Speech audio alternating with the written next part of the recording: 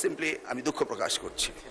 গতকালকে যে physics second paper পরীক্ষা হয়েছে, হিসাব বিজ্ঞান এবং যুক্তিবিদ্যা, এই পরীক্ষার সময় বৃষ্টি ছিল, অনেকে ভিজেছে এবং পরীক্ষা সঠিকভাবে দিতে পারেনি, এই ধরনের কমপ্লেইন এসছে। আমরা যদিও সবসময় পর্যবেক্ষণের মধ্যেই ছিলাম, তারপরও শিক্ষার্থীদের দাবি এসছে এই পরীক্ষাটি নিয়ে।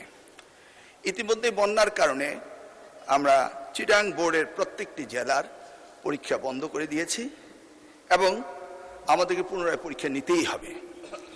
এই ক্ষেত্রে আমরা ভেবেচিন্তে দেখেছি যে চিটাং বোর্ডের পরীক্ষা আরেকটি প্রশ্নপত্রের সেটে যখন আমরা নিতে যাব ফিজিক্স সেকেন্ড পেপার, যুক্তিবিদ্যা এবং হিসাব বিজ্ঞান, সেই সময়ে আমরা এই পরীক্ষাটি পুনরায় নেওয়ার ব্যবস্থা করতে পারবো ইনশাআল্লাহ। তাছাড়া আমার ব্যক্তিগত মন্তব্য, সেটি নিয়ে অনেকেই আপত্তি করেছেন, সেই ব্যাপারে বলতে চাই, আমি কাউকে উদ্দেশ্যপ্রণোদিতভাবে কিছু বলি নাই। যদি কেউ আহত হয়ে থাকে, সিম্পলি আমি দুঃখ প্রকাশ করছি।